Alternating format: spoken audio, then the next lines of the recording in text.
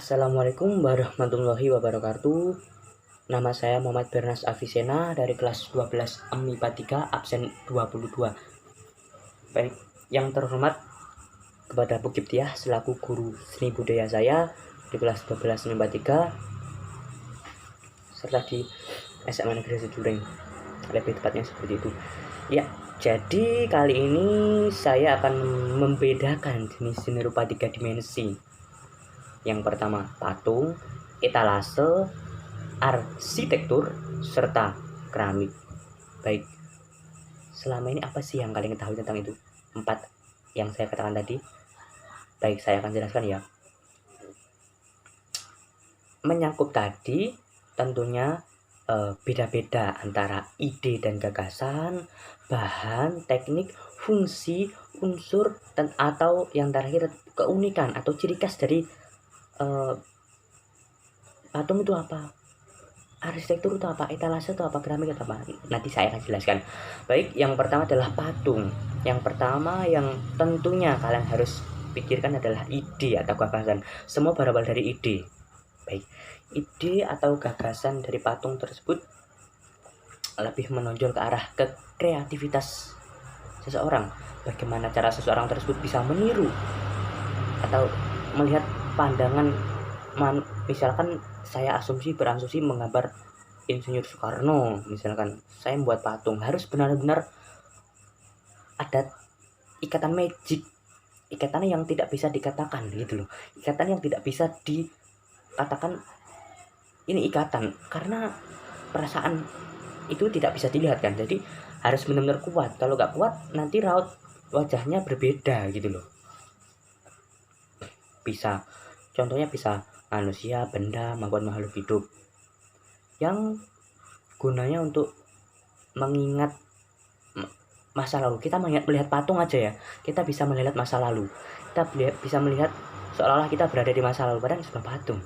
Atau kita bisa gunakan sebagai legenda, bisa digunakan untuk cerita sejarah. Lalu yang selanjutnya bahan yang kedepannya sebenarnya adalah kayu, batu, logam, perunggu, serta tanah liat. Kalau tanah liat ini tergantung keterampilan tangan juga, tapi lebih sulit ke tanah liat karena bentuknya kan tergantung tanahnya. Kalau tanahnya jelek ya buruk. Tapi kalau di desa saya itu memang jarang sih ada pembuat batu bata atau pengrajin patung itu. Tapi kalau saya lihat kemarin, saya tuh pernah jalan ke dusun Saket, desa Taman Agung.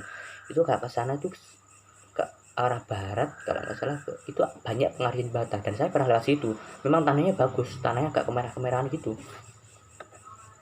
Yang ketiga tentunya tekniknya seperti meliputi cor, pahat, bocir, teknik membentuk. Yang terakhir adalah teknik modeling. Bagaimana cara pengrajin tersebut memodel seperti apa sih kak? Memodel ya tergantung pengrajin tersebut, bagaimana daya image terhadap apa yang dibentuknya tuh harus benar-benar kuat. Kalau enggak ya raut wajahnya berbeda banget. Yang keempat adalah fungsi, tentunya sebagai dekorasi atau kenangan masa lalu, cerita sejarah tadi, atau sebagai semboyan juga bisa. Tentunya yang terakhir adalah sebagai legenda. Contoh saja kemarin saya lihat di Manchester City itu ada patung Aguero. Kemarin kan Aguero pindah dari Man City ke Barcelona, kan dia sudah 10 tahun di Man City. Tentunya dia sebagai legenda, artinya pemain paling berkontribusi banyak serta memberikan corak tersendiri bagi Manchester City. Makanya diberikan patung untuk melihat, oh inilah Aguero, seperti itu. Yang terakhir tentunya unsurnya bisa meliputi warna, garis, tekstur, volume, atau raut wajah. Yang ekspresi raut wajahnya seperti apa itu bisa. Kalau nggak benar-benar pas tuh bisa kacau. Tentunya bentuk, gelap terang, serta ruang. Baik, itu tadi adalah patung. Yang kedua adalah, yang terakhir adalah keunikan dari patung ini, seolah-olah kita dapat merasakan keberadaannya walaupun tak bernyawa. Kita bisa melihat keberadaannya walaupun tak bernyawa. Karena kan patung hanya sebuah image-nya saja, hanya sebuah apa ya, gambaran saja, atau ya sebuah patung ya patung. Misalkan patung saya begini, tapi saya nggak bernyawa, itu dengan patung. Serta dirasakan keberadaannya, wujudnya itu ada tapi kan nggak bernyawa gitu loh. Serta chemistry atau magicnya itu ada. Kalau benar orang tersebut, misalnya di rumah saya depan Pak Soekarno, setiap hari saya memandang Pak Soekarno, wah, setiap sekali melihat patung itu seolah-olah Pak Karno itu ada di situ. Jadi rada chemistry itu ada gitu loh. Baik, itu tadi keunikan. Yang selanjutnya adalah etalase. Yang pertama adalah ide dan gagasan. Ide gagasan dari etalase ini cenderung lebih ke kreativitas lagi, karena semua yang berhubungan dengan 3 dimensi itu, ide atau kreativitas itu peran yang sangat menonjol. Serta bagaimana benda tersebut mampu menampung berbagai hal yang bersifat estetika. Jadi kita satukan barang-barang ya.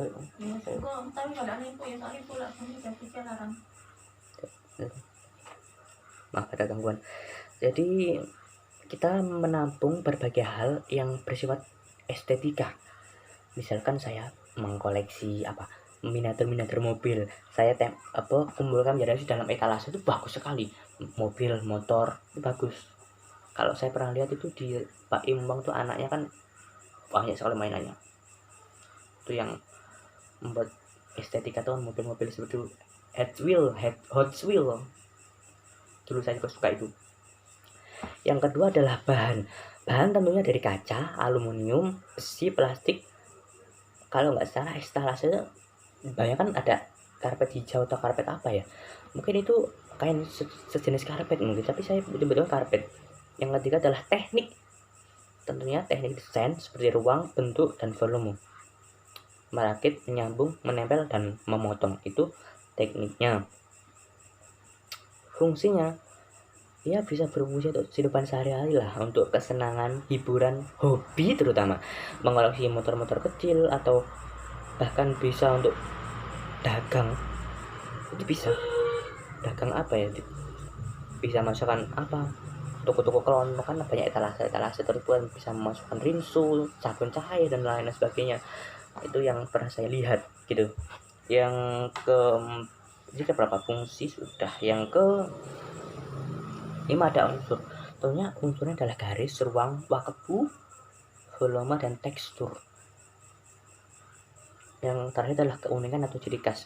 Ciri khas dari etalase tersebut adalah tempat yang sudah saya jelaskan tadi, tempat yang bisa merangkum atau menggabungkan sesuatu itu bisa menjadi nilai estetikanya ada.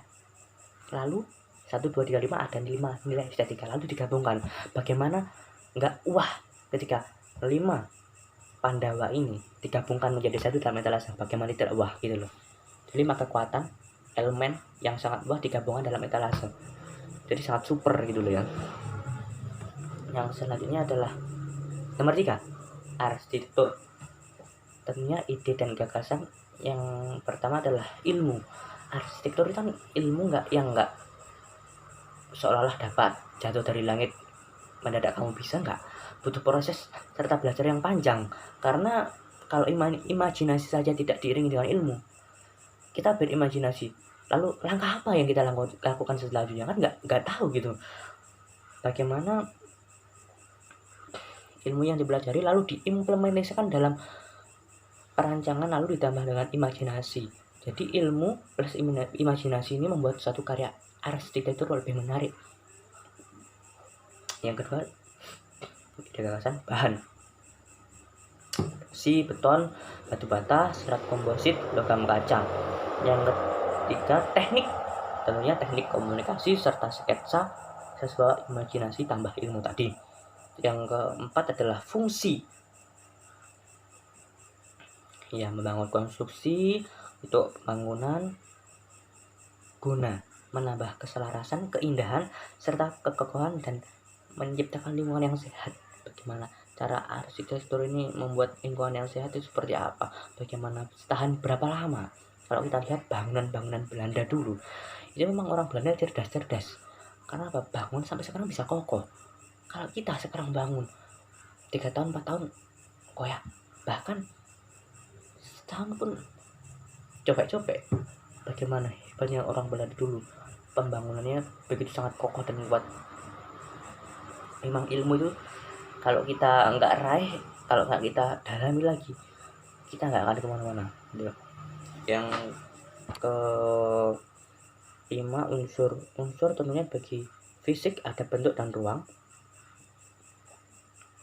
ada penerimaan, serta konsepnya itu seperti apa. Konsep bagaimana cara si arsitek tersebut merancang sesuatu sesuai kebutuhan, sesuai keselarasan yang bersifat proporsional.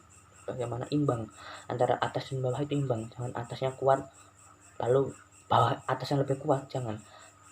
Nah, kalau bisa tuh pondasi kuat, atas jangan sampai kuat-kuat teman gitu loh. Kewenangan dari arsitektur tersebut keterampilan yang sangat bergantung pada si arsitek tersebut, bagaimana ilmu serta imajinasi digabungkan menjadi satu. Sudah saya katakan, arsitek adalah ilmu serta imajinasi.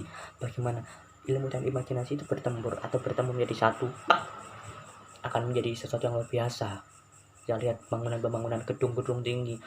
Kalau orang awam berimajinasi bisa, apakah kita didasari atau diiringi dengan ilmu? Enggak gitu loh. Jadi kalau kita berimajinasi bisa, tapi sekarang praktikum kita belum bisa. Kalau kita belajar bisa. Yang keempat adalah keramik. Nah, yang pertama adalah gagasan lagi-lagi kreativitas itu menonjol, serta apa yang dibutuhkan dan digunakan untuk beraneka macam.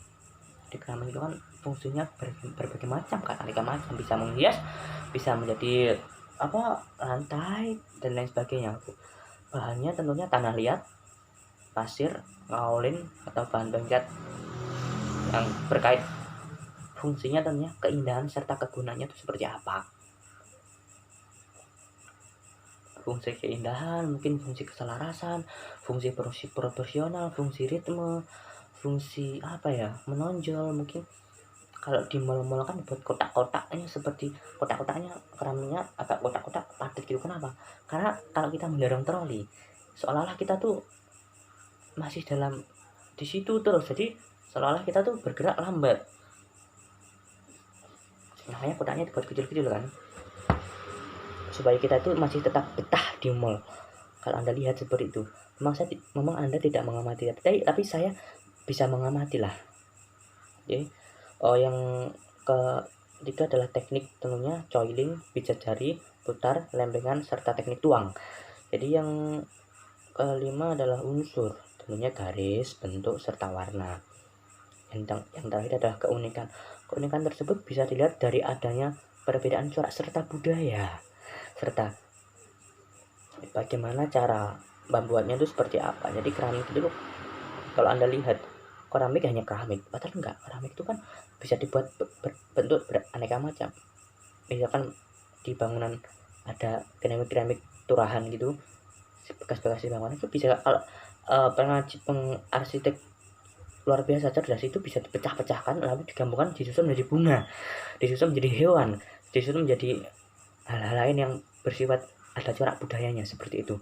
Baik, mungkin itu saja yang dapat saya sampaikan, kurang lebihnya mohon maaf. Akhirul kalam, wassalamualaikum warahmatullahi wabarakatuh. Salam seni serta budaya, salam nyali tak pernah lupa.